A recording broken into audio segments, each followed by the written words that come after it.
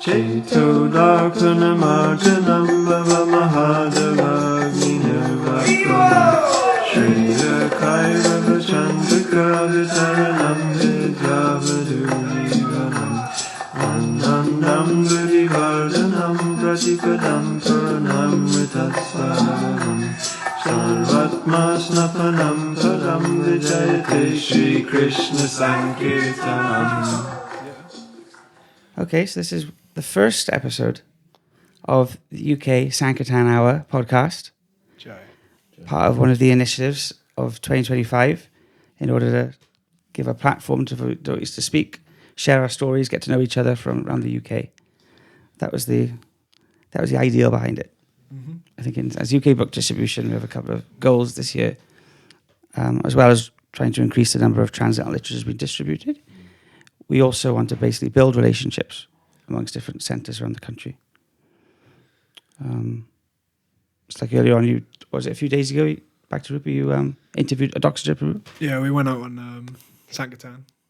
Oh, by the way, my name's Gopal. Oh yeah, my name's back to Rupa Das. And your name is? My name's Peter. Peter. Nice to meet you, Peter. Nice to meet you guys. Sorry, back to Rupa, you were saying? No, it's all good.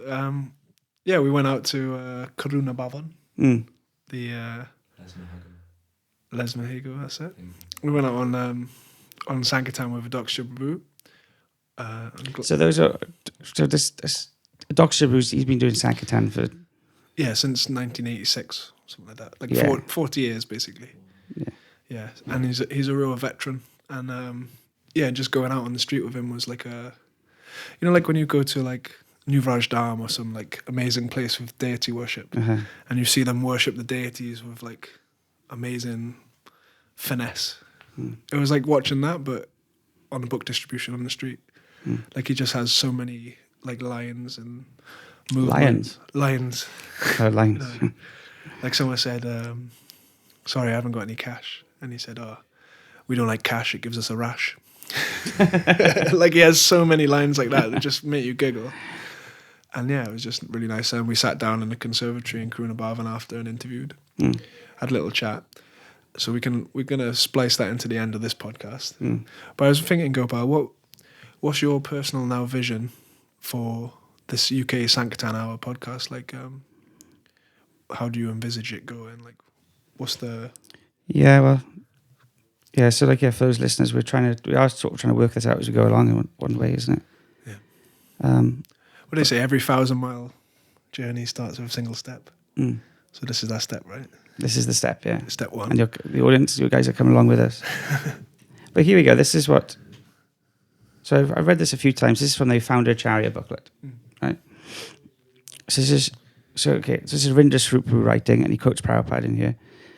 But he says, Srila Prabhupada's persistent invocation of the idea of cooperation in these letters discloses that the word carries special significance for him. We should take a little time to grasp it. The English word is derived from a Latin root meaning simply to work together with. But in Prabhupada's teachings, the term becomes freighted with profound spiritual import. In a lecture in Seattle, 1968, Srila Prabhupada conveyed this import with characteristic simplicity. When you do something in cooperation with the Lord, that is called bhakti. This cooperation with Krishna, Prabhupada stresses, is essentially voluntary. Okay, now this is a quote from Prabhupada. We are persons, and Krishna is a person. And our relationship with Krishna is always open as a voluntary agreement. That voluntary attitude, yes, Krishna, I shall gladly cooperate, whatever you say, that ready willingness to obey is only possible if there is love. Forcing will not make me agree, but if there is love, oh, I shall gladly do it. That is bhakti. That is Krishna consciousness. And one more thing before I pause. This is another paragraph now. Cooperation is the vital principle of all healthy social relationships. And it attains its highest application in divinity. The Lord is supremely personal, therefore he is supremely social, for personhood becomes manifest only in relationships with other persons. And Prabhupada goes on to talk about how Krishna's name a lot of the time is, Yashodanandana or Radharaman involves the names of his devotees. Yeah. So I think this idea of, I guess, coming together as more of a UK team and ultimately a world team, and really, because I think Prabhupada would be really pleased with that. That's how we can work together and build relationships, and 'cause that's what it's like in the spiritual world. It's a spiritual community. You're always doing devotional service with other devotees. Yeah, you're making me think about, like they say, if you want to develop a relationship with Krishna, you have to hear about Krishna.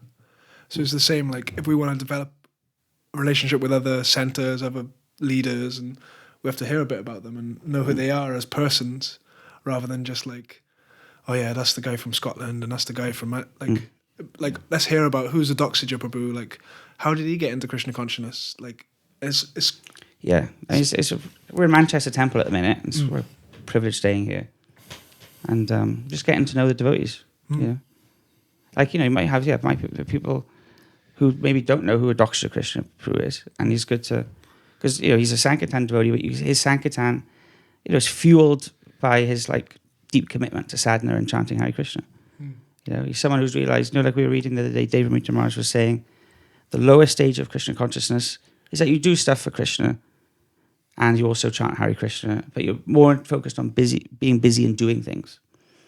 But the highest stage is understanding that everything comes from your chanting.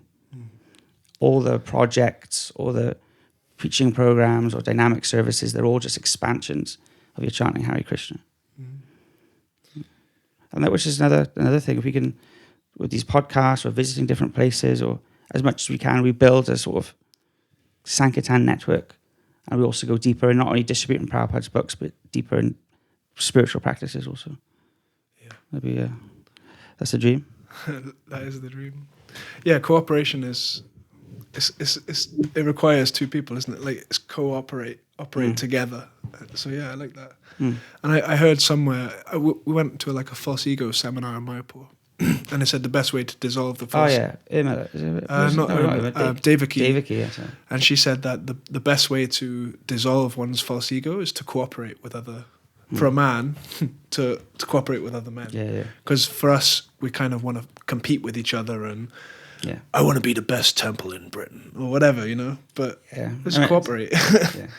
I always remember David Mitra Maharaj saying, like, the men, the false ego, every man's an island. Yeah. He said after a while, your boundaries break down a little bit. You look to your left, you look to your right, and you realize, okay, we need each other.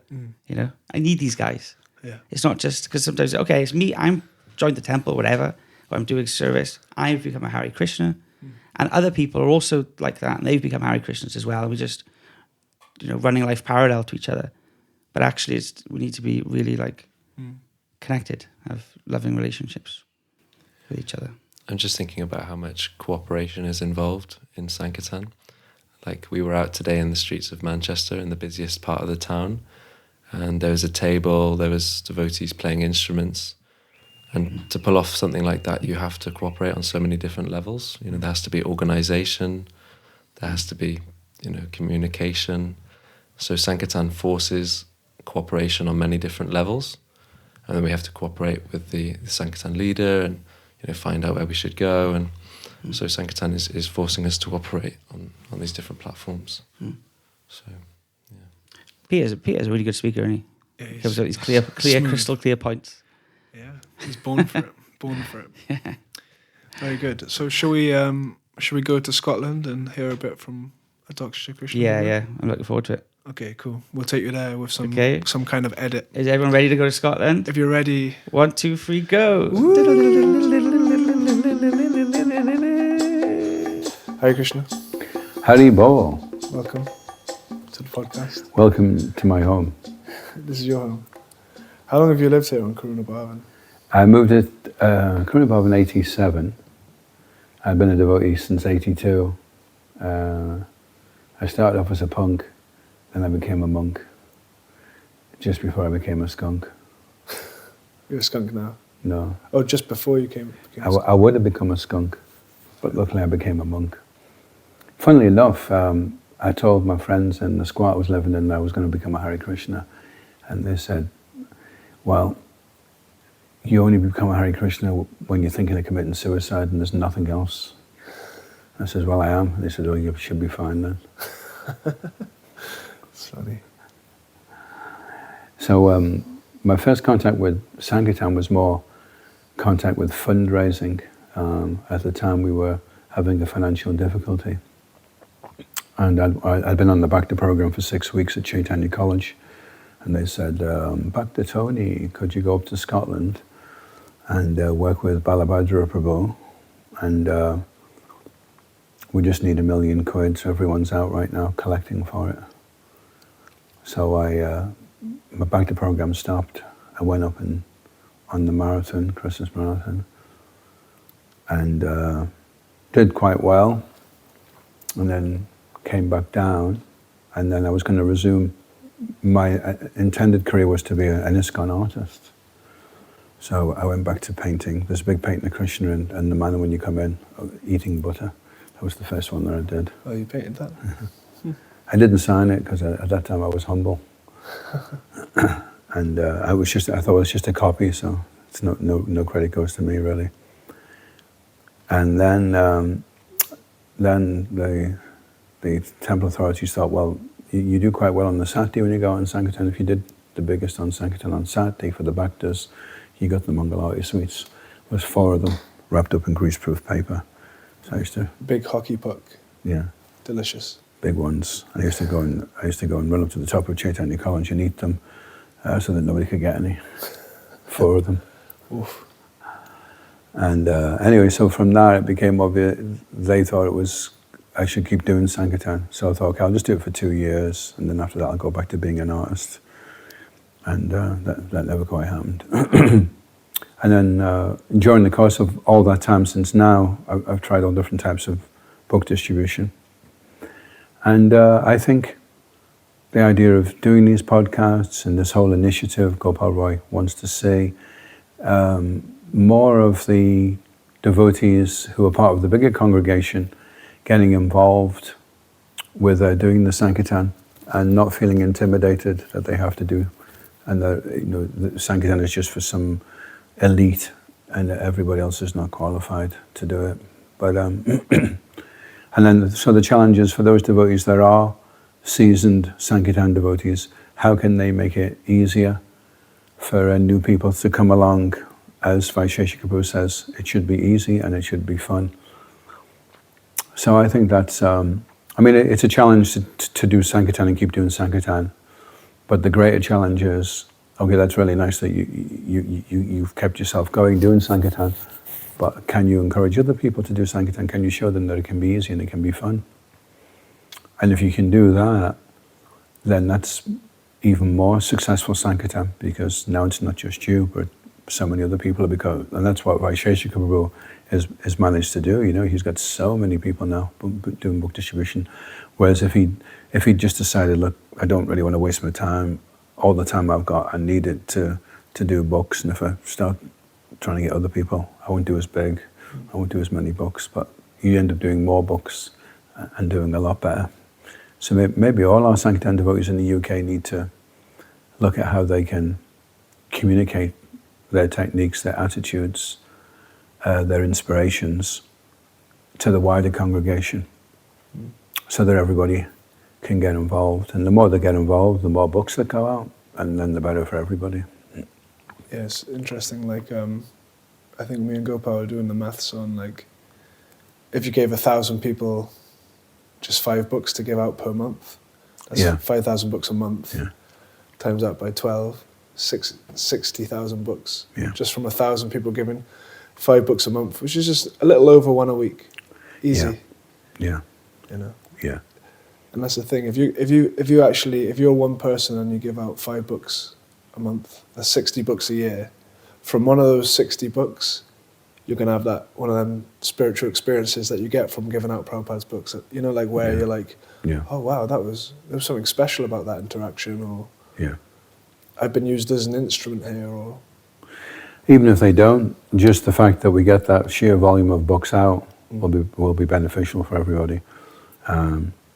It may be that the experience itself of giving the books out doesn't bring any experience of ecstasy, but then they find that when they go back to reading Srila Prabhupada's books or chanting the holy name or being in kirtan, that suddenly everything's become a lot more enlivened, because the name is reciprocating with you because you've gone out, you know. What was interesting for me, when I first saw the Sanatan devotees, I was at Chaitanya College, and they'd been traveling, and suddenly these guys just burst into the temple room and they were bouncing off the walls. And I turned to another devotee and said, "Who are they?" And they said, "Oh, they're the Sankirtan devotees." And I thought, my God. And I didn't know what Sankirtan was at the time, but I was thinking, well, it must be pretty enlivening if that's what it does to you, you know. So they were experiencing the ecstasy in the kirtan after doing the yogya, you know. So it may be that you don't find the yogya so pleasant, but the after effects and how it nourishes all the angas of bhakti, you start to appreciate that, you know. Yeah, there's even some days if you're out on the street and you just get smashed for the whole day, the walk home, you feel blissful, or you feel like a lot of relief. Or you look at the devotees, you know, the ones that you couldn't stand and that were really getting up your nose, and you've been out in Sankirtan all day, and you come back and you realize, oh my God, this person is such an exalted soul. Yeah. You're able to appreciate. Humbles you. If it increases your appreciation of devotees, then that's like very auspicious, you know. Yeah, I had that experience because this last marathon we personally wasn't able to go out as much. But on the Sunday, when all of the devotees came back, I was like, I worship these boys. Like, they are really doing a sacrifice. I couldn't believe it. I was like in awe of them. Yeah. You know, whereas like a few months before, they were my enemies. Do you know what I mean? Like, it's funny how the mind will twist your friend into your enemy over a bit of envy. But yeah, so how long ago was that you, because you said you moved into Chaitanya College? 82 into Chaitanya College, 82. then moved up to the Manor, I think 84. Then Bhagavan left 86, 87, and then end of 87, 88, I came up to Scotland. And then we tried different types of Sankirtan, straight books in a dhoti, straight books in plain clothes, board in a dhoti, board in plain clothes, board and books and oil paintings in a dhoti, in plain clothes. We tried everything, all different types of things. We found the smoothest one was to receive a donation and then give the book, or in the middle of asking for the donation, say, if you help, we do give you one of these as well, you know. So when Vaisheshika Prabhu came, he personally prefers to give the book first, but he came out with us. He was on Buchanan Street. He was California, where you're from. So I was saying, Les Mahego, where you're from. And I just really liked his mood, very kind of non-threatening, very, very friendly. And he said, if you find it works better to ask them for a donation for your projects and then give them the book, he says different people, they have different strokes for different folks type thing. Yeah. I guess it's getting the books out there, which is the important point. And it's interesting because you may give the person a 3-hour lecture and he gives you £10,000 for one book, but it's only a 20% chance that he'll be the one that reads the book. Amita did a survey years ago, Prabhupada disciple who was in charge of the book warehouse back in early 80s, and they'd get letters in from people that wanted neck beads or japamala or incense because they'd received a book, and he'd always say to them, "Oh, okay, by the way, how did you get the book?" So, I got it off John, who got it off Fred, who got it off Bill, who got it off Paul, who'd met a devotee. And he was finding on average it was the 5th person down the line that actually read the book. So that to me convinced me, just get the books out. He's not going to be the one that's reading it anyway, even if you really impress him. I mean, he may be, but there's a good chance the book will actually end up with somebody else. Yeah, because we were out yesterday in Glasgow, right? And we were stood next to a communist tent. And it just made me think about how Prabhupada said in Bengal, the communists took over because they completely flooded the whole area. Blanket distribution. Right? With literature. Yeah. And I was looking at the communist book table in where were we? Glasgow. And I was thinking, that looks attractive. Like they have a nice tent, nice presentation. Interestingly enough, last week I was out on Buchanan Street in Glasgow, and the Muslims had set up a stall where they were giving away free Qurans, and they're nicely done, you know, nice book covers. And there was a couple of young guys coming down the road holding one, and he was kind of holding it by its cover like it was just going to rip any minute. And I thought, because he's been given that free, then he just thinks it's garbage. So there's a good chance that's going to go in the bin. Whereas if he'd have given 10 quid for it, 20 quid for it, he'd at least be taking it home to check it out, you know. And Prabhupada did say that, I've given so much money for this nonsense book, let me go back and see what it's all about. Yeah. Yeah, it's important to get. And Vaishesha Prabhu says that as well, isn't it? If they give something, they value it. They've made the sacrifice. And he said they also, by doing that, you'll get the blessings to be able to understand the book because you've made the sacrifice, right? Are you from China, yeah? Yeah. Ah, Xinyong Kuai Le. I'm learning Chinese, actually. Not very well, but that sounded good. Yeah, fantastic. So we give you a gift. That's a book for you on yoga, meditation, and one for your friend as well. That's about karma and reincarnation. And if you want to visit, that's all the details of the farm. Thank you. Okay, Hare Krishna. Thank you.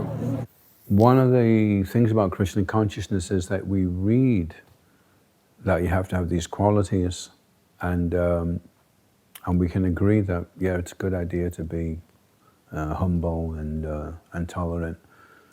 And so we accept it on an intellectual level.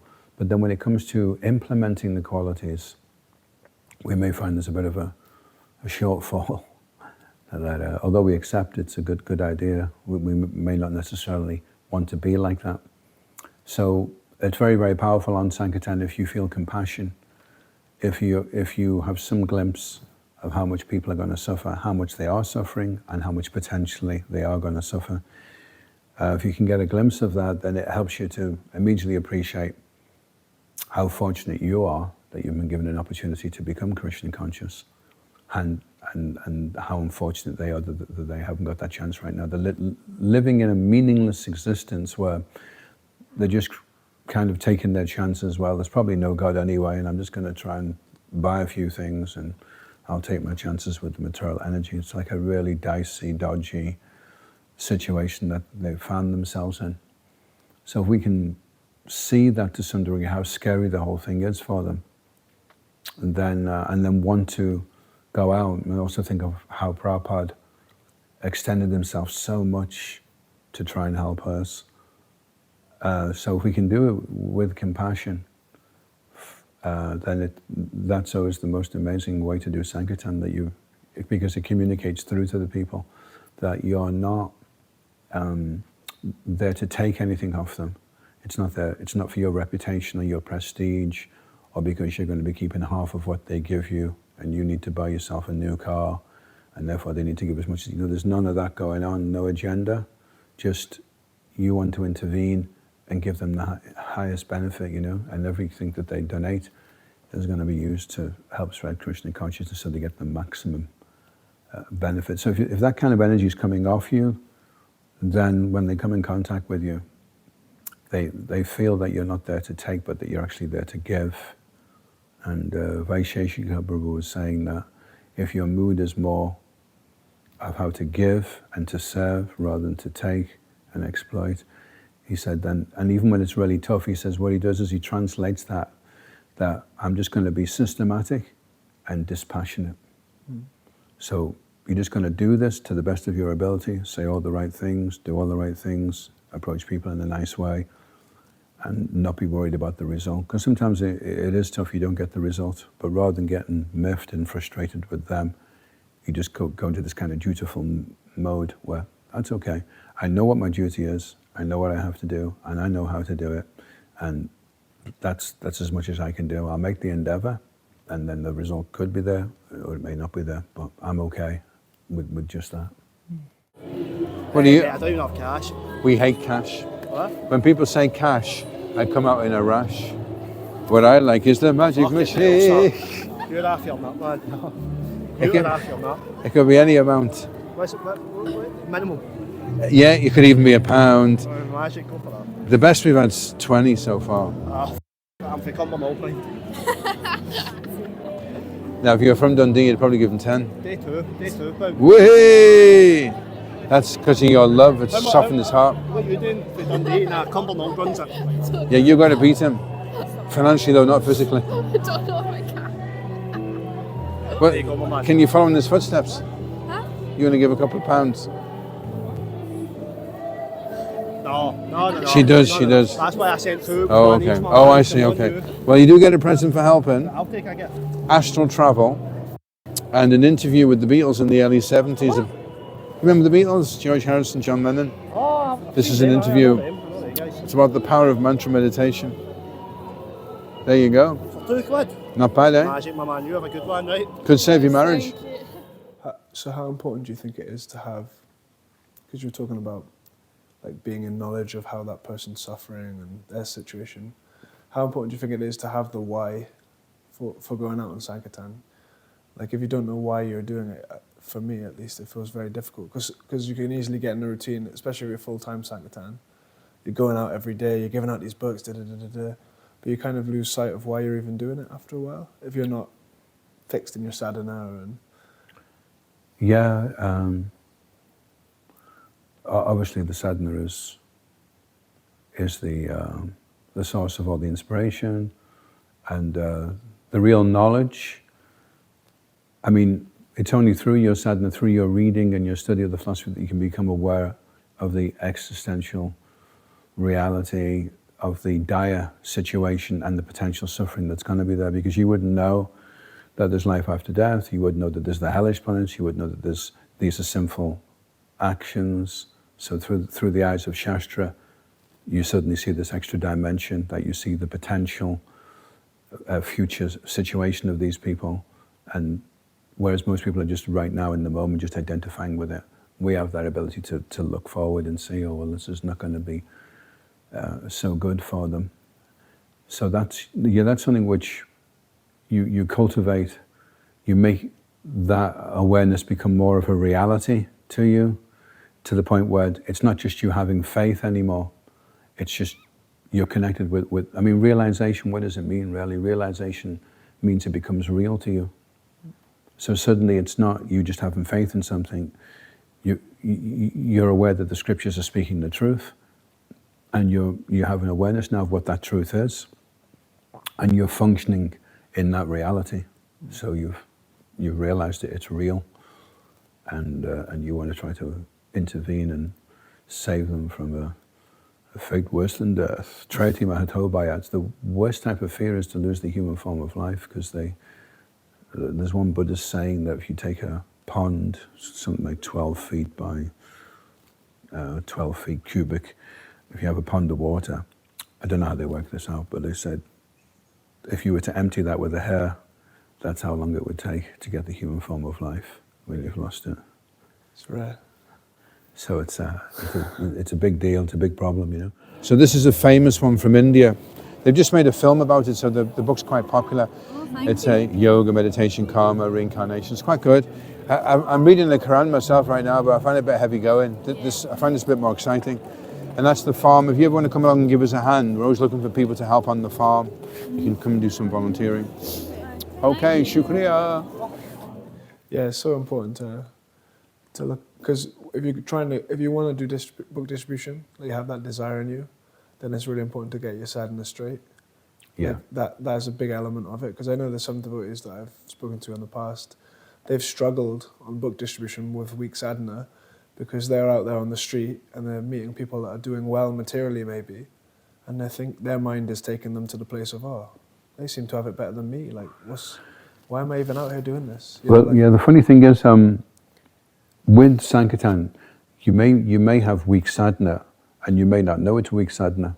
If your service that day is just to peel potatoes, say you get told in the morning, oh, by the way, no one's going out in Sankirtan today, back to Rupa, Tarkanath wants you to peel potatoes.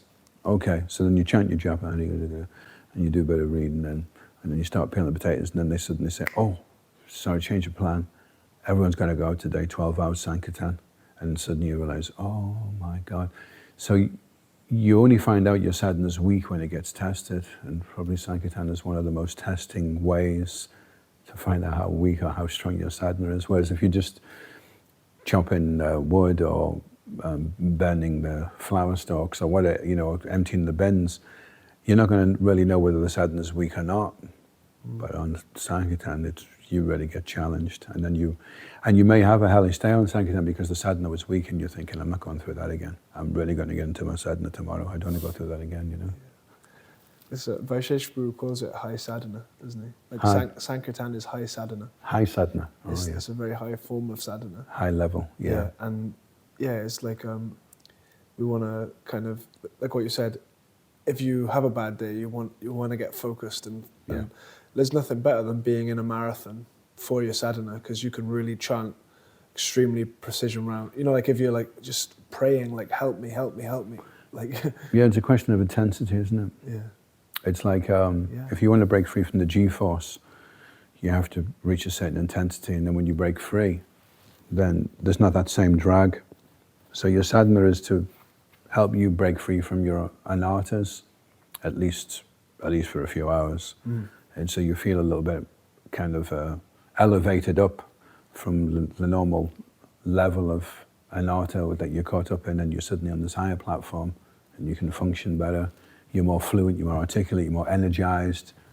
There's a lot more positivity coming off you, So that's because of intensity. If there's no intensity there in the sadhana, I mean, intensity really translates as greed. I mean, you ever seen a greedy person eat something not intensely? It's just like he's greedy, and he's just like, if he's greedy, he's like, whoa, get in here. He's intense, So you get this greed, you become greedy. I've really got to get into it. I've really got to chant nicely. I've really got to read properly. I've really got to do this. So that's the mercy of doing Sankirtan. I'm only a monk. Hello, and how are you? Hello, sir. Do you like animals? We do. Oh, good. It's an organic vegetarian farm south of Glasgow, and it's run by monks. I've been a monk there 40 years now. Right. I'm a Krishna monk. We give people food that are in need, and people have helped us today with a donation. It could be £1, it could be 1,000. I know you're not rich, although you certainly look it. like say you go on Sankirtan, and you've had a bit of a smash in. I don't know if you've ever been in that situation. Like, every other day. Sometimes it's like as you walk, like you can get really like depressed and like morose about the whole situation, and start feeling sorry for yourself. And I was wondering if you had any advice for when that happens. Like, it's funny. Somebody was having a problem with thinking of terminating his life, and he was just feeling like he was useless and it was worthless, and what's the point, And I was just encouraging him, well, don't be sad about that. That's part of the process of Krishna consciousness. And you'll read in Chaitanya Charitamrita of devotees wanting to commit suicide because they've reached such an intense level of separation and an intense level of humility that they feel they're insignificant and they're worthless, and it won't make any difference to anyone if they do that. But that's actually a stage of Krishna consciousness, is coming to the point where you feel so much vipralamba, so much separation, that everything in the world just becomes useless to you, and you're just experiencing this vacuum in your heart, and you know the only thing that's going to fulfill that vacuum is to connect and experience Krishna. So it's like a precursor. There's Sambhogya, when you meet and you suddenly experience Krishna in his name, and everything goes bright and cheerful, and then that longing, that hankering, it's like part of the process. So I wonder sometimes whether devotees have given up Krishna consciousness and gone away just because they didn't identify properly what was taking place. Maybe we have preconceived ideas of what we think advancement in Krishna consciousness is going to be like, that when I become advanced, I'll be lighter than air, and I'll go to put my foot on the floor and it'll be an inch off the ground, and I'll go Harry ball and a sweet ball will just come out from the clouds and go glump right in my mouth, and oh my God, I'm so advanced now, Whereas actually advanced means that you feel like you're lower than everybody else. Everybody else is more elevated. That's actually quite intense. It's quite austere to feel like that, to feel so low and so unworthy. And that's actually the process that we've embraced. So maybe we're just not aware of what's actually taking place. We misread it. Oh no, I must be so unqualified. I don't even belong to be in the association of devotees. I need to just go and leave and start selling fish and chips on an industrial estate. Something, whatever the mind wants to come up with. So if you're already aware that that's what is going to happen, that is part of the process, that you're going to get all your false ego taken away, all your sense of importance taken away, and you're going to become completely dependent on the Lord, completely helpless and feeling worthless. And then when that happens, you think, oh, great. So I'm making advancement here. Great. The process is working. Seems like humility is an acquired taste, right? Yeah. It's really horrible at first. It's very. Shiva Rama says it's the greatest austerity, to be humble, to bear the weight of humility.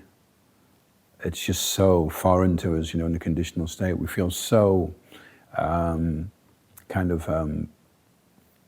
in such a kind of weak and precarious situation, unless we can feel we're at least better than somebody, we can have like a pecking order.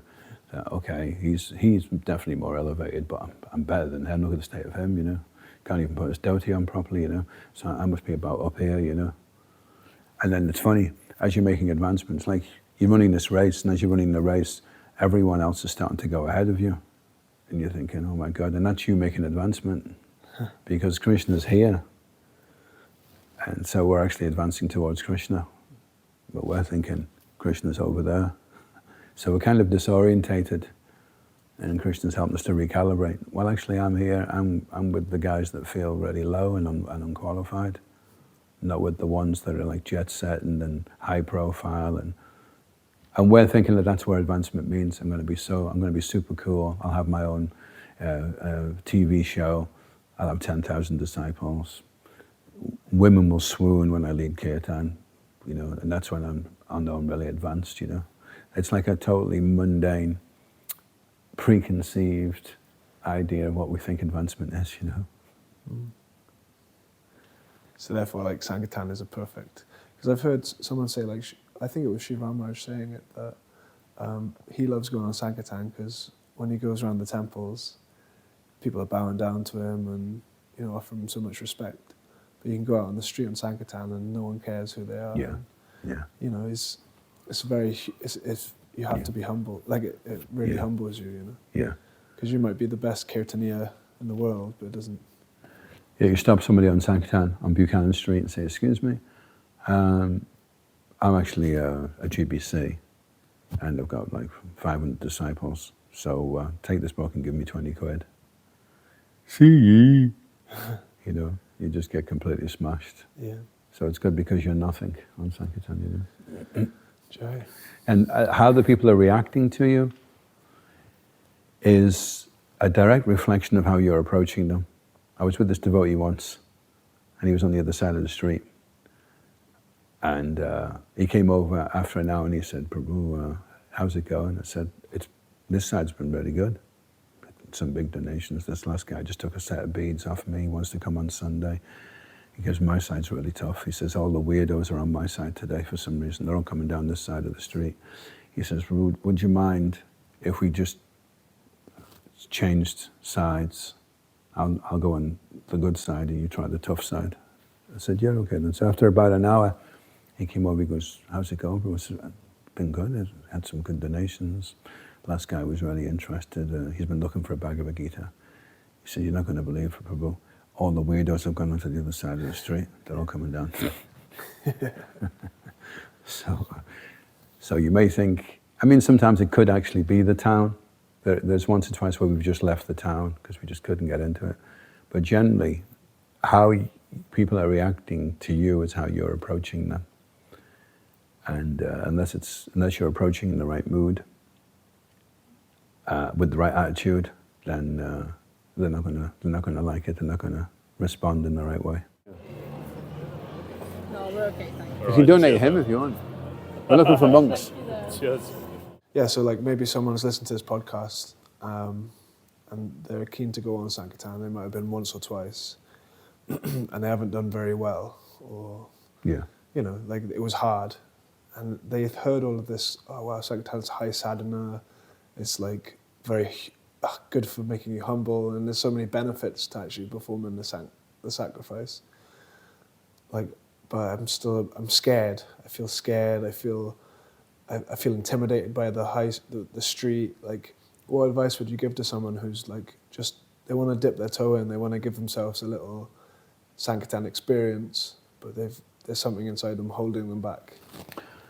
Yeah, of course it's the same for us all, that even if you've done it for Sankirtan for a long time, there's always that fear of the unknown, that anything could happen, or that maybe Krishna's upset with you, so he's going to give you a tough day today, and sometimes it is like that as well. So it's justified, it's valid, because in order for you to make advancement, then it can't be easy at the same time. That's the whole point. The fact that you're doing something which you don't really want to do, and you're finding it difficult, that's where the rubber hits the road. That's the whole thing. If it was just, like we say, okay, we're going out now for Harinam Sankirtan in Glasgow, who wants to come? Everyone's like, yay, Haribol. And we're all just out on Harinam Sankirtan, and then we say, oh, and by the way, town president says we're a bit short of cash. Can everyone take a bag with them with a few books and try and sell a few books? And everyone's like, So the austere, the fear is that I'm going to go out and I'm not going to collect very much Lakshmi. And therefore that will be my reputation destroyed, and people will see me as a little small timer, and that'll be so embarrassing for me, so let me not even bother putting myself in that type of situation in the first place. So Vaisheshika Prabhu, he says in the beginning, and we're finding it also with our devotees, the young ones that are going out, is in the beginning there's no pressure about how much they have to perform, how much they have to do, and they can just do it for 20 minutes, half an hour, maybe an hour, and then just stop and go and do some Harinam. So it should be done in a very non-threatening way, and in an environment where they don't feel there's going to be any danger, where the authorities are okay with us, and the people are okay with us, everything's fine, and we can be there in dhoti and tilak, or plain clothes, whatever the situation requires. And then we just have to gradually, just like when you're putting your toe in the water and it's ice cold, so you don't just jump in head first because you give yourself a heart attack. So you just put the foot in and then come back out, and then put it up to the ankle and then back out and then up to the knee, and gradually acclimatize and start to get used to it.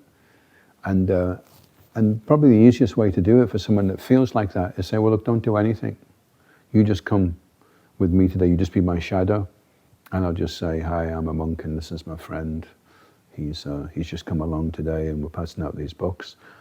And if you do it like that, then the person sees, oh, this is actually quite easy to do, and it's quite fun, and this is what you do when they say that, and this is what you do when they say this, and okay, that's okay. And eventually they start thinking, I want to try this, because I think I could do it better, because when he says that, he could have said this. And maybe for him it will work better, because it's a very creative thing, Sankirtan, because you're working out what you look like to people. So if you look a little bit funny and then you're really funny, that's good, but if you look funny and you're trying to be really serious, then they'll be thinking, that's weird. And it doesn't, so you have to kind of work out how you look to somebody and how you have to behave according to how you look, Like one of our devotees, just a short devotee, he looked very kind of cute and cuddly, so he could say the most, he would just go up to Germans and slap them in the belly and say, German, eh? Yeah, we'll give it a book today. And they just thought it was really funny. And I didn't even try it, actually, because I'm quite tall, so it can be intimidating for a tall guy to slap you in the belly, even if you're from Germany. So I didn't want to try that one, but I could see that he could pull it off. So he'd worked out from the way he looks and how people react to him, what he can what he can get away with, what he can say, what he can do, and what people will find funny, and what will turn people off. So that means that there's a certain amount of trial and error going on there. And so it'll just take somebody a little while to familiarize himself with how he sounds, how he's coming over, and what best suits the particular physiognomy, the body and the karma that he's got. That takes a little while to work that one out. But if he just hangs around with another devotee that's doing it, and he can see the other devotees enjoying it, and he doesn't feel afraid at all, and when the people say no, it's not a big deal. It's like, yeah, okay, no problem. Hey, listen, have a nice day. It's like, okay. So it's not a problem if they say no. Probably that's the hardest thing about Sankirtan, is learning how to accept rejection. And Bhakti Rupa Prabhu has found a good one for that. He just counts the amount of times people say no. So every time they say no, he clicks. And then he goes on to the next one, and they say no, and he clicks. And it kind of turns the whole thing around. Instead of being afraid of rejection, it's just something that he dispassionately and systematically registers as part of the whole process, you know? Okay, well, it's only going to be 1 in 10 or 1 in 20, and that was 19 that just said no. Okay, it must be coming up pretty soon then, you know? And then he just knows he's just got to wait it out. And that can be the problem sometimes on Sankirtan, is you get a little bit impatient. You think, my God, 19 people have said no, no one's going to say yes today. And then the mind comes in. And even when the person stops and says, yeah, the mind's like, no, he's not really interested, he's just pretending to be interested, you know, just get rid of him, you know, and then you just go in this whole negative thing. So Sankirtan helps you to see rejection in a positive way, to just accept, yeah, this is part of the whole exercise, is that not every single person is going to say yes. So that's fine. I'll just be humble, I'll just be tolerant, and I'll just wait for the person that's interested. You can be patient, then you can be enthusiastic, you can be confident, and you can be patient. And you'll need to be those three things if you're going to do Sankirtan effectively. Hare, whoops, hello. Hare Krishna. It's not a survey, don't worry. Are you all sisters? Hey, how's life and how's your wife? Sorry, I'm in the rush myself. I'm very fast. I'm quicker than the human eye. So sorry. Could save your marriage. Abakaba, Salamat Hari Natal. Terima kasih. My name Tony. I am monk, like a Buddha. Hello, my name's Tony. Hello. How's life and how's your wife? We live on an organic vegetarian farm and I'm a monk. That's why I'm wearing one of these. It's called a dhoti, actually. So like with the counting rejections, it's like you're really looking for people to reject you. Like it's a numbers game, isn't it? So it's like, okay, I need to get, my goal was, I was in Norwich once and I went for 2,000 rejections. Which Not is all in one go, though, eh? in one day. But not all in one go. Do you know what the longest was you did? Oh, a string of rejections. Probably like 100. After 100 rejections, someone will come. Like it's like. Actually, yeah, I was with a devotee, and he came up and he goes, "Oh, it's really, really tough." And says, "Well, don't worry, 1 in 10 will help." And I saw him about 10 minutes later. I said, "How's it going?" I says, "Well, maybe it's 1 in 100." Yeah. You know, and then I think after 100, somebody did. Yeah, it's usually after 100, someone will come. It's like, because it's like, it's changing the thing as well. One of the boys in Cardiff, he hasn't been out much, and I gave him the clicker and he just went. And yeah, it's magic happens because people can also sense it. You're not trying to get anything out of them, and yeah, it's a nice little technique. One thing as well I was doing, when they say no, you thank them very much. Like you're like, yeah. When they say no, oh, thank you very much. And then sometimes people will come back because they can sense it. You weren't even trying to get something out of them. You're grateful to get a no off them. Like it's like an interesting. Yeah, and I like to make people laugh a bit as well. So if they're saying no, but at least they go away chuckling, you know, I'll say something a bit funny and they'll burst out laughing, you know, but they'll still go past. And so then I feel like I'm an okay guy, you know, that I'm a nice guy. At least I get people laughing, you know, cheer them up a bit.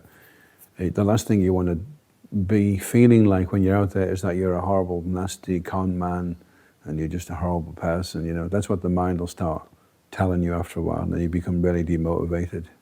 So you have to at least feel like you're a nice guy, you know. Very good. So, is there anything else you wanted to speak about, like you wanted to say? Because I'm probably going to snip this up and say something. I think, I don't know how you would put this, because we had a Sanatan meeting at the Manor, and all the devotees were there, and one of the things that came up was the most amount of people we have in Krishna consciousness are the ones with the least amount of commitment. Maybe, I don't know, if you look at all the full-time devotees, say there's 1,000 in the UK, so we may have close to 100,000 people that have got books on their shelf. They like Hare Krishna, they've been to temple a few times, they turn up for Janmashtami. Well, in Janmashtami we get like 60,000 people just at the Manor alone. So that plus all the people that turn up at the other temples, maybe we've got 80 to 100,000 people that like Krishna consciousness and wouldn't mind giving somebody else a book. So if you can imagine, if we could get those 100,000 people feeling valued and inspired to give out one book a week, then that would be like 500,000 books a year, right? That would be like so huge, you know. We would more than double book distribution. So I think that meditation, that all the devotees that are regular Sankirtan devotees, the challenge is how many people can they get to take books and distribute themselves. And for all those devotees that aren't so committed to Krishna consciousness but like it, how can they feel good about taking books and giving them out and seeing that as a worthwhile contribution to helping in Krishna consciousness. If we can communicate that idea through to everybody, then I think that would be a real success, you know.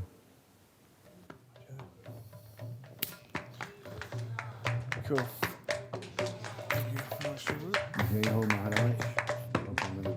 Nama Om Vishnu Padaya Krishna Pristaya Bhutale Shrimati Bhakti Vedanta Swami Iti Namani Nama